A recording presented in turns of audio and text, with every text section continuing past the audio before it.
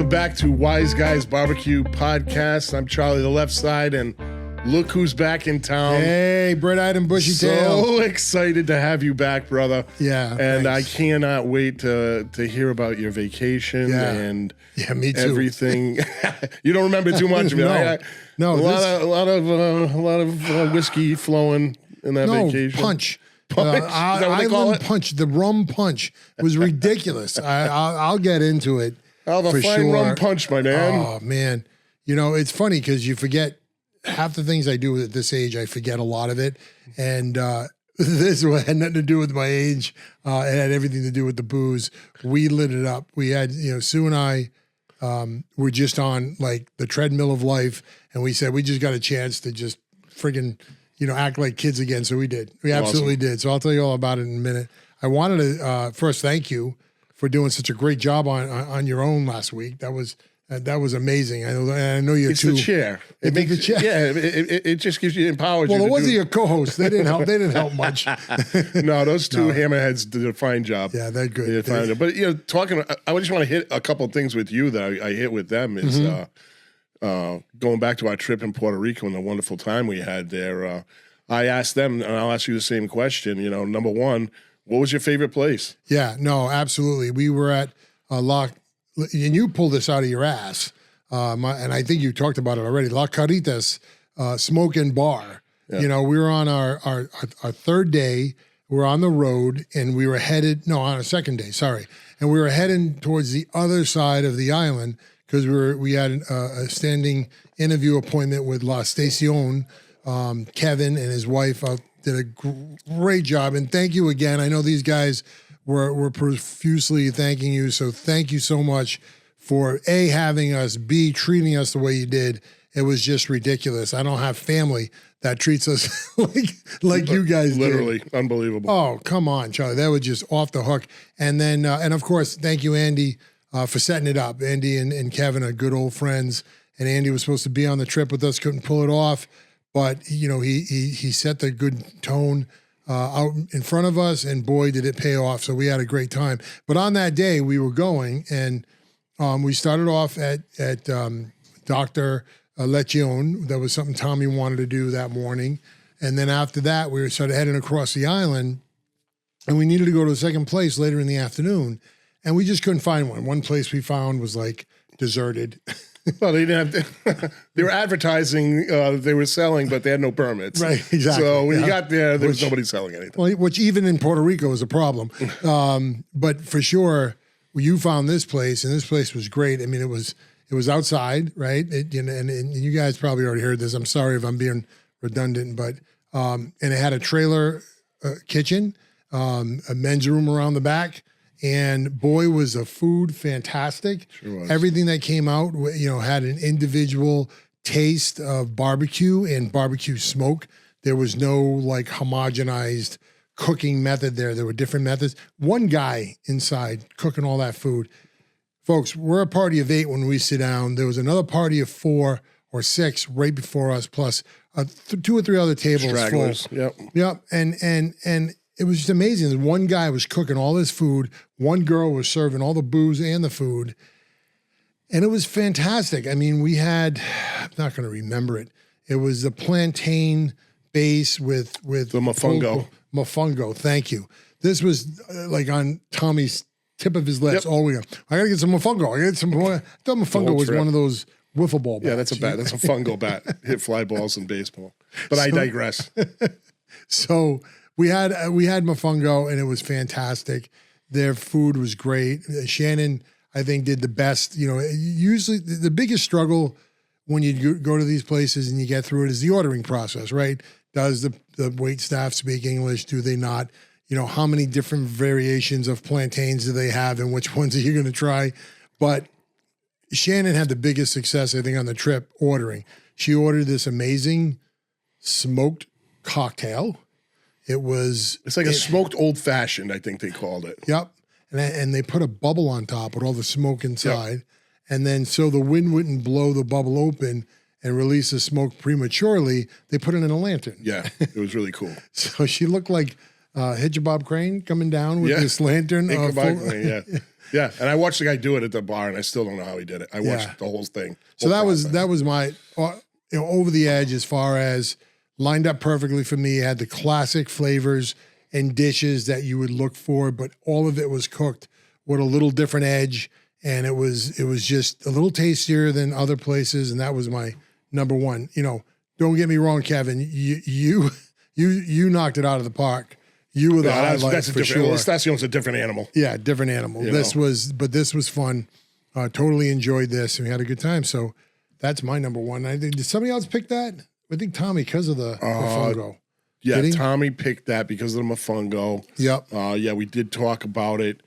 It just hit the spot because we were on the road and we had time to kill, and it was just a nice spot for us to kick back and just chill. Yeah. And it was and the food was fantastic, like you said, and the bar was very small but excellent. Right. I didn't get to do a lot of the prep that other people did for this trip. Yeah. And so it caused a little anxiety for me. And I don't want to say most of the time because Tony did a lot of driving too.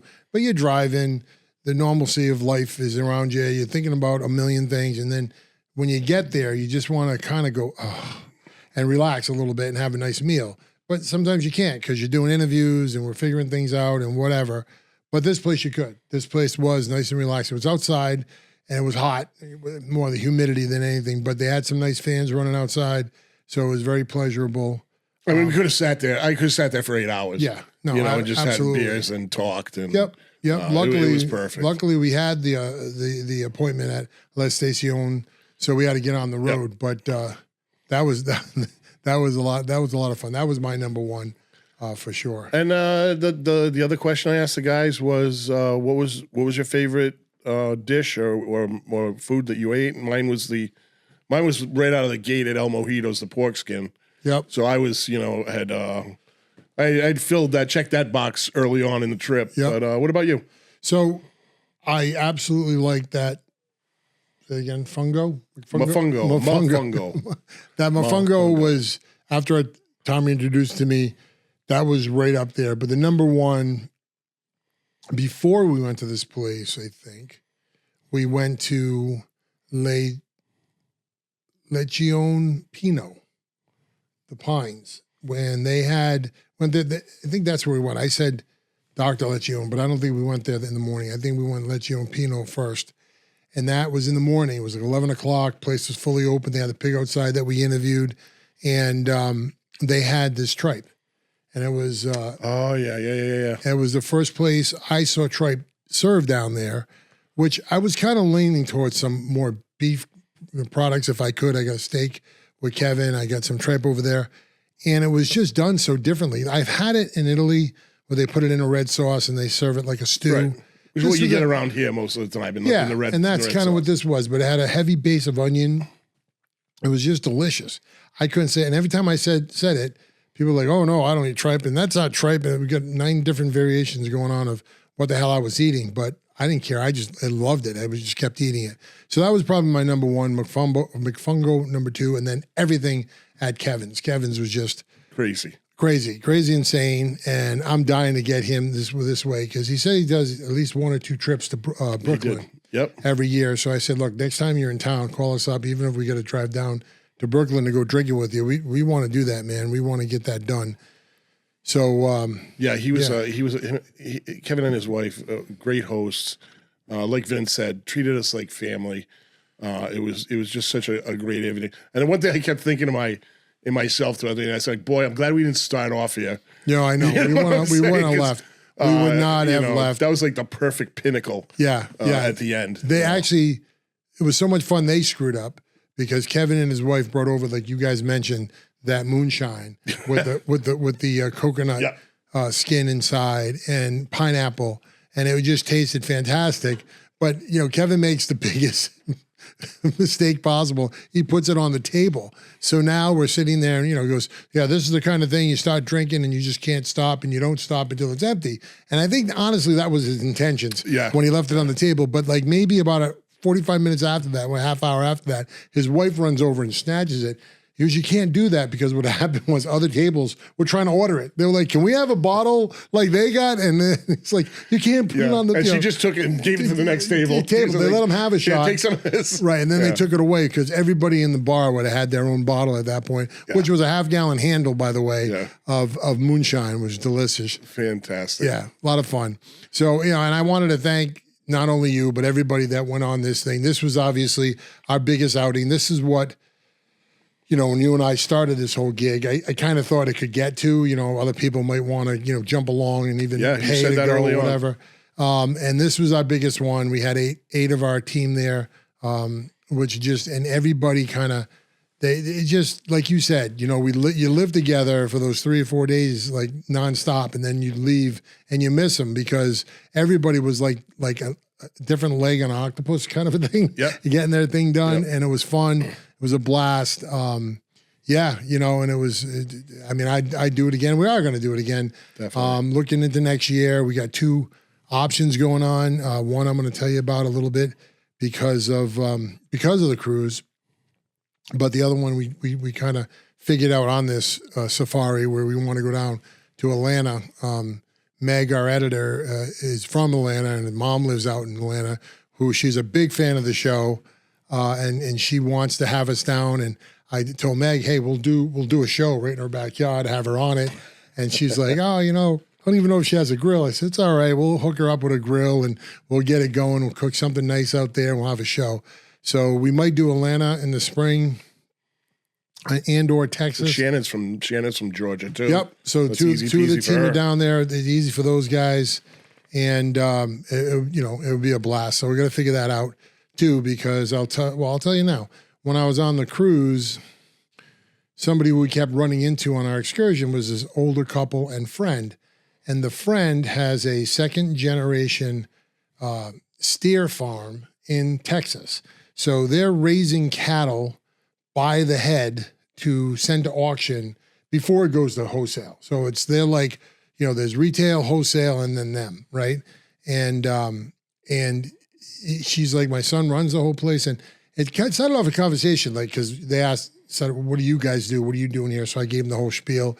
And they were like, oh my goodness. And then the friend's husband kind of elbowed the woman and say, hey, not for nothing, you might want to get Vinny to come out and visit you because you could have, some exposure to the internet, and that might be good.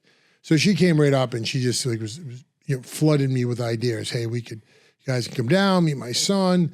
They do these things in this town. So why it would be fun, I think, rather than just going to a steer farm is obviously this family is financially solid, and in their development of their farm, they put in a whole bunch of retail stores. It's like their area is Rodeo Drive. Gotcha. So there's this sunrise, style. Yeah, exactly. And then what happens in the town, they have these different competitions where literal cowboys from different farms, this being one of them, go in and have competitions of roping steer. That's called a rodeo. Yeah, but it's not like what you it's see. A rodeo. It's not like what you'd probably see on TV. It's more what they do. The fireman challenges. They're climbing buildings with ladders and it's what they do every day in their life, and they have competitions for it. So it sounds great. I would like to try to. It's a rodeo, guys. All right. All right. It's a rodeo. We're going to rodeo, guys. Come on.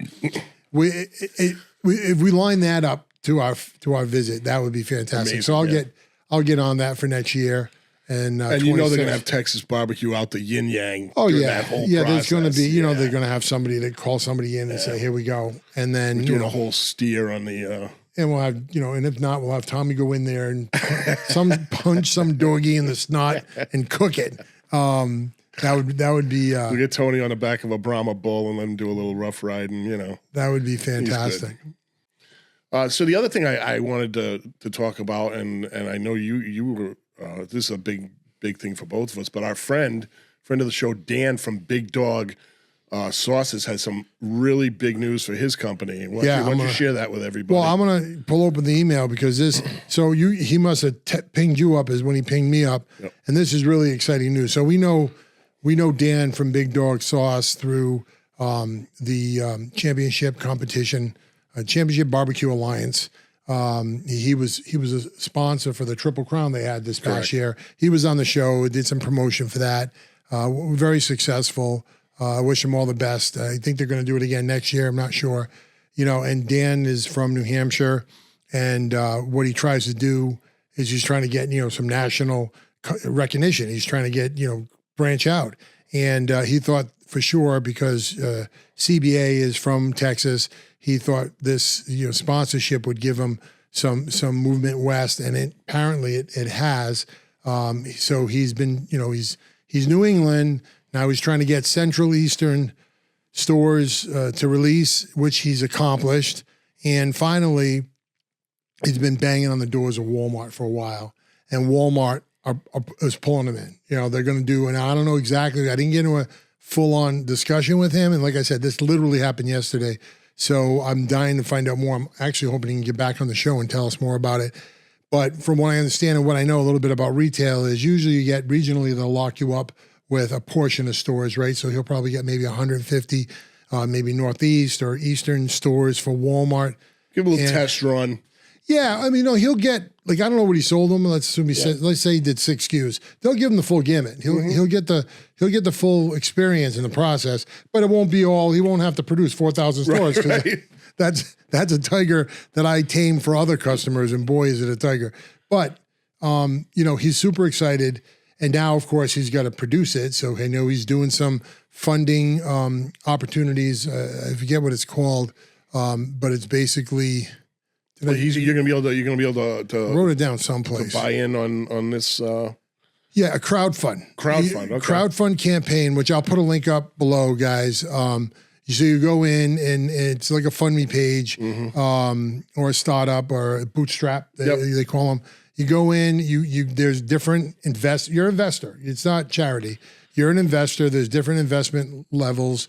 You put your hard-earned dollars down. You get, a certificate for your investment, and you help him produce to the next level so he can get it done. So, Dan, good luck. We wish you the best. We love what you do up there. You had your big opening this year. That's what I was just gonna say. With a brick and mortar shop open up. He was doing that stuff. I mean, he had a call it concierge kitchen. What do you call those kitchens? It's like you rent it kind of a thing. He had one of those kitchens develop all his product, and then he would package it, bring it back to the house, and do all the distribution out of his house. So, he was hustling. He was working. He had boxes everywhere. Oh yeah, I mean that's. I wish that on no one. You know what I mean? That's reminds me of the days 30 years ago when I started my business. That's bare knuckle work, and he was excited about getting the brick and mortar, opening up. It was a beautiful little country store. Look to it. We didn't get a chance to get up because I think we pouring rain. Happened. It was rain. It was pouring rain. Awful weekend. Sorry, Dan, not getting up there. And he understood. He was actually very appreciative about it. I'm trying to remember when that was. Ribbon cutting was on. See it up there? Started. Yeah, it was early, 10 a.m. Oh, maybe it was March 24th. It's back in March. So he had that brick and mortar store go up, and he said, "Hey, next thing now is branch out big retail." So this is his first swing at it. So we wish him the best, of course. Happy to help him promote. We're gonna get this up everywhere for you. This will be seen, and we'll get your links for it as well, so you can post it on your end. And we wish him the best. I mean, and guys, from personal experience, I bought some of Dan's products, and it's top notch. Yeah. So if you see this stuff on the shelves at Walmart, grab a couple bottles because you will not be disappointed. Yeah, that's awesome sauce. The way, if you remember how we bumped into him, he makes bourbon and some berry, cranberry, bourbon and cranberry sauce. And Tommy was toying with, because he is the butcher and he loves to drink bourbon.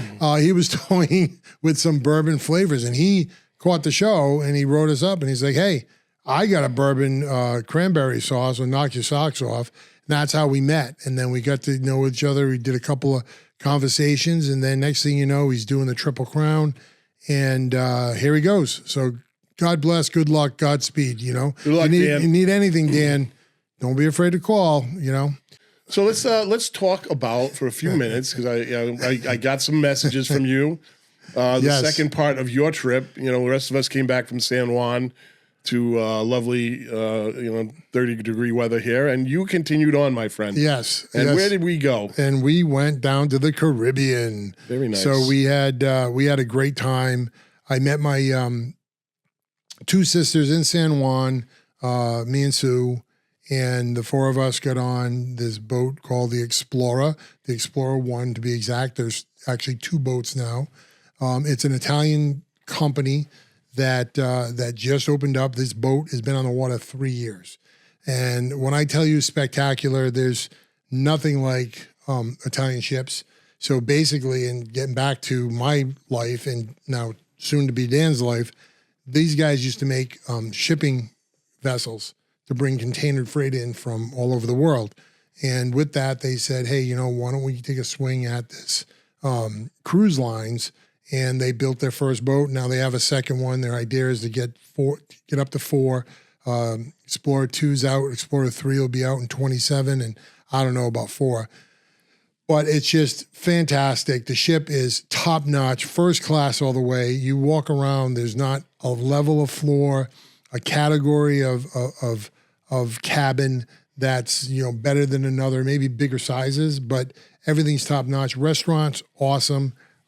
Which I'll talk about, but so the lead up to this whole thing, right? We went from a football tailgate, my son's last game, coming home from that New York game, getting on the Puerto Rico flight the next morning on Sunday at 6 a.m, and then starting this whole week.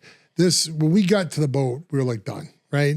So, Sue packed the sunscreen, I packed the attitude, and we just said, let's not, when you're a kid, you just have to go have fun at all costs. Yeah. It was like that. So, but I translate that down to, let's go piss some people off. So that's exactly my intentions were. And they're more than willing to oblige. You get to the ship, right? And they walk you on this gangplank that was, a little further up than the main gangplank. You 5 feet on the boat, they hand you a glass of champagne. And okay, so now mind you, it's 11 a.m. So I'm like, okay, we're drinking, and there's no reason for it, and there's no reason not to. And then you get about 25 feet in, and you're meeting all these different people. Hi, how are you, Mr. Picard? Oh, how are you? Give me your, the guy took my backpack off, put it on his backpack, walked. Another guy, Sue was calling him her selfie stick because we forgot ours. He was just taking pictures of it as we're going. And then, they time it perfectly. So another 25 feet, your champagne's going. They gave you another glass of champagne and party on. We just... Well, they saw you coming, didn't they? They said, you just disarmed you, right? No, right. And that's the whole thing. It's like, it's not like a local custom or anything. It's just they want you to have fun, and they're not going to stand in your way. And they don't. They like to feed what you want to be doing next. Yeah. So that was day one, and we got on the boat. We got out. I think we launched off the dock around 6 p.m. and we headed to Anguilla. We had dinner that night at one of the restaurants. I'm not going to remember all the names, guys. I can tell you what they were by food type. First night was a steak. Marble Co. was the name of it. It was a steak restaurant. Good, very good. And different from the other cruises I took, and which I really, really liked. The restaurant's kitchens were in the restaurant. They weren't some other deck and magically your food appeared. They'll send it up on the elevator, and then, all open kitchens, chefs in the back, hustling around, making your food coming sliding across. Excellent, right? Because you could basically, I did my famous cream spinach with my steak, and I have to have my white raw onions with that to make it be like a New York system wiener. I got to get it. The savage at table 12 wants some raw onions. But they were happy to do it for you and get it done. So that was our first night, and then we went into Anguilla. We docked at. Let's go back. Let's go back. There's a couple of questions I want to. Yes. So, how many restaurants were on the ship? There were 6 restaurants on the ship that were named restaurants, and then they also have this what they call a mixed grill, and that's open for all 3. Your breakfast, lunch, and dinner. You go there anytime and get something to eat. Yeah, and it's amazing, Charlie. You'd love it because they don't make it like one bar, right? It's like a food court in a mall, and you walk around and They're happy if it's a burger or if it's something like that. They give you a buzzer. They cook it fresh. If it's something that's there, like a roast, or they'll serve it to you right on the plate. But if not, they go. So that place was great, and always at the end of that thing, there is a little pastry area, then a fresh fruit area, and then a gelato. Wow. So I've had gelato. I mean, we were on the ship 6 nights. I had gelato every day twice. So I think I had 12. And there were like people shaking their gelato spoons at me going, you go home now. In your room, they give you a card. What liquor do you want? I don't fuss. I just say, look, I need a bottle of Grey Goose. They bring you a full handle of Grey Goose. Not the half-gallon one, but a full bottle of Grey Goose. It goes in your room. It stays there. You order. Every day, you get butler service. So whatever you order, you get the same time every 24 hours. So I get a bucket of ice, lime spheres, and tonic water. So every day I'd come back and I was sitting there. So I'd make myself, vodka tonic, and there I go. I drink it in the room. But then it's time to leave to go to your restaurant reservation, whatever. Doesn't matter. Now, mind you, it's in a crystal rocks glass, right? It's going to be a $45, $50 glass. And you just take it out of your room and you go wherever. And when you leave it wherever. Leave it wherever. There's no rules or regulations. You just go. It's just phenomenal. So, I mean, you couldn't go wrong with the restaurants. And did you plan out your restaurants, or you just spur of the moment went to whatever you wanted? You pick those before? You pick them before. Okay. You can reserve everything. Yep. I wasn't sure, so I did a couple of the more popular ones because it doesn't cost you anything to cancel them.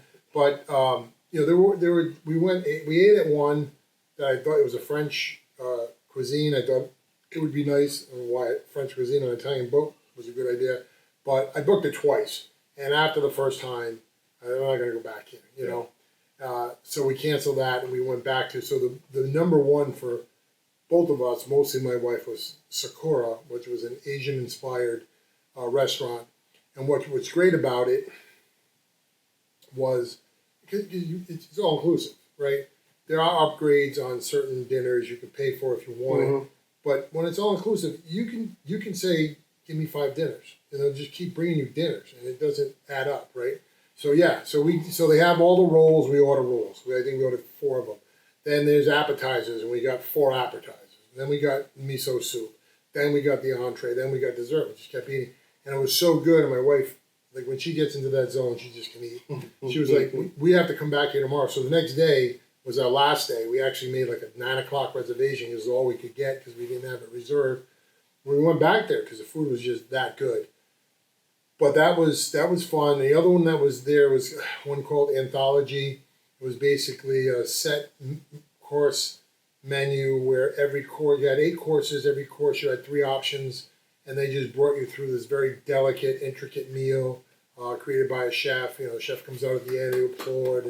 So that was fun. That was an upgrade. You had to pay per seat more than, and then of course they have a wine pairing that goes with it, which even costs more. I ended up not doing the pairing because there was like 5 pairings of wine, and 4 of them or 3 of them were white. I'm not a white wine guy. So, but we went to every restaurant to make sure, and we had fun. And then it doesn't matter because when you're done, you're sitting by the pool, order a burger, they bring it to you. You're in your room waiting to go to dinner, you order a pizza. They just bring you food nonstop, and it's all it's fast, fresh, and you paid one price for the whole thing. And that's it. Doesn't matter. Wow. After that, it doesn't matter. So all inclusive. It was great. So that's how we spent our first night, and then like I said, we went to the Lesser Antilles area of the Caribbean, and we stopped at Anguilla, and we tindered there. Do you know what tinder is? Are you familiar with that? Is when you so you take a boat to a spot because of the islands. Some of the islands don't have berths for these guys. Yeah, deep water berths, right? So they bring you in on Tinder. So we tindered there. We went in. We got on a catamaran. It was a smaller catamaran. It fit about 15 people. And this guy was great. He was from North Carolina. He retired from John Deere. He was on their commercial side. He made the big orange and yellow ones you see on the side of the roads. Building roads. That's what he made. And he was super nice, friendly. Had a big boombox radio. Again, rum punch. You can't outdrink their rum punch, right? They have beer. You could outdrink their beer probably. No mixed drinks. But the rum punch, which is fantastic. It's not punch, it's rum. They just keep spooning it to you. So he took us out. The first thing was snorkeling. Yeah, I'm going snorkeling, right? I haven't done. So here's the problem with this, right? I haven't snorkeled 30 years. Yeah, I can snorkel. And you get in the water and you realize I haven't snorkeled in 30 years. It's like, holy shit, can I do this? And the water is so salinated that you just stop. You float. You can't sink. It's impossible to sink. Yeah. So you can really take your time with it. You don't have to, they give you flippers and, we saw fish. There was coral. There was plenty to see. Not that, blue lagoon kind of water that I've seen in Italy, in off Croatia. But definitely, worth the trip. Fucking water was 82 degrees. Nice. I mean, what are you going to do, right? So you go snorkeling, you go all around, and that's a blast until you have to get out of the water. You gotta go up a rope ladder. Well, it's a fixed stationary ladder, but there's two sides of the boat, right? One side of the boat's got where the ladder would be, but no ladder. And you got all the young kids kind of like just hoisting themselves right out of the water like little friggin' mermaids and jumping on the boat. And I'm like, nah, I'm not doing that. I'll go to the ladder side, and the ladder side's got like 3 steps, which you realize like the buoyancy issue or non-buoyancy issue as you get higher on the ladder. You have to start on rope. And then I'm like, I don't know if I'm getting back in the boat. But I got back in the boat. And they have to put everybody over on the other side. No. The catamarans are pretty stable. Yeah. That's good. But like I said, at one point I said, I didn't think this was going to be this. I did this on my other cruise, and the ladder must have been different because that was the thing. Get in, get out, jump. Get in, get out, jump. But this one, I got in, I got out, and that was it. I went back to the punch. And then they take you out for another ride on the other side. So I don't know the islands as well as everybody else, but you're in Anguilla, and then you take like a 25, 30-minute ride, and you're basically in a different country now because you're on a different island, And we went to Mead Beach over there. You're about maybe, 45, 50 yards off the beach. The anchors, you jump off, go in with noodles. You can get fins if you want it. You don't need it. The current basically takes you in. You got to get a little bit of a workout, breaking the current back. But you go on the beach, hang out. There's bars up there. There's restaurants up there if you want. No shit. Yeah, and then you get back on the boat. You go home, and that was our day one, and it was good. And that's what I try to do for my wife. My wife, folks, you understand. My wife's got to do everything, and you got to keep her busy. You got to keep her busy. She's got energy. Yeah, if you just think you're going to sit on a boat for 6 days and get drunk, it's not going to happen with her. So I said, let me do this right away. Let's get something accomplished right away. And we did. It was successful. Great weather, fun. And day 2 now was basically done. We're done with day 2. We're back on the boat. Boat takes off again, 6 p.m. You're going off. We're going to Antigua second day. This was effortless. This was just, a fun day. It was another excursion on a boat, another catamaran, bigger catamaran. This thing probably held 150 people. Really? Yep. My sisters actually came on it. This was a walk-off berth when we got there, so there was no Tinder to get on it. Easy on, easy off. And you basically have 3 islanders, right? You got the crew boy, the bartender, and the captain. And they take you out and they show you the islands in Antigua. And it was supposed to be a sunset cruise. Unfortunately, with no guarantee because of the weather, it was just, nothing on us. We stayed perfect, but where the sun was setting, there was a storm and you couldn't see the sun hit the water. So that was unfortunate, but, just, music, drinks, snacks, more drinks. Music got fun. These Everything guys, you hate. Oh, yeah. And then the next day was the real fun, chill day. And I call it picture day for my wife. So we went down to St. Bart's. Now, I did the right thing. I timed it out perfectly, unknowingly. My sisters were very upset because St. Bart's is a very, very religious island. Sundays, they do nothing. And the day we go there, Sunday, which means no shopping, no stores are open. St. Bartholomew. Bartholomew. Okay, I'll go with that. So this is a a luxurious French spa resort. Got a great endless pool right on a beachfront overlooking an island. They basically just take you there and they park you there for 5 hours. And you have, again, all-inclusive open bar. So you got people bringing you all these wonderful drinks and cocktails. When you get too hot of the sun, you go sit underneath the straw cabana and drink more of their wonderful bar cocktails. And you just chill out. And then when you're done with the sun and you're hungry, they got this fantastic French buffet going on all day, which they had barbecue at. The guy had a huge ribeye on there. He was cooking and slicing and a lot of great food. So you just basically eat and drink the whole day on the water, and totally loved that. That was right up my alley. Obviously, my wife, again, she had a good amount of it, but she also has to do the walk around, take all the pictures, and do all that. So that was another calm, quiet day. And that was the last of it. So yeah, great time. I'd do it again. I will do it again. Maybe not for a little bit. I took 2 cruises this year, July and November. So that's a lot. And like we were saying, to your point, you don't have to get on a cruise every time you want to get on a vacation. Well, there's a lot of stuff to do in this country. Yep, there is. And Sonny says it right away. I started asking him, like, can you get these days off? Can you do that? And the first thing he says is, Dad, I'm glad you're having a good vacation, but you don't have to get on a boat to have a vacation. So we'll see what happens. Love that guy. Yeah. Well, another great show, guys. I hope you enjoyed it. We got a lot of stuff coming up for the holidays. I hit on it with Two Smokes and the Butcher. Yep. They've got some plans ahead. I know Tommy was talking about a fantastic roast that he's doing. Yeah. And you guys are going to see all of that.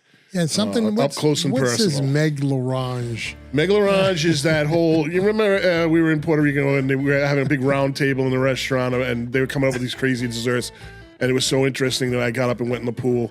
Yeah, and I should have gone with you. Evidently, Meg and Two Smokes and the Butcher and Johnny Z were coming up with this extravagant dessert. I don't know how they're going to pull it off, but Tommy seems to. Tommy says him and Meg have it all figured out. So oh, good. Well, that's what I can't wait for. That's going to be happening. Yeah. No, but you're right though. There is a lot of holiday cooks and roasts going on this time of year. It's a fun, exciting time of the year, and you guys have been great taking care of us on the social side. Thanks for your likes and subscriptions.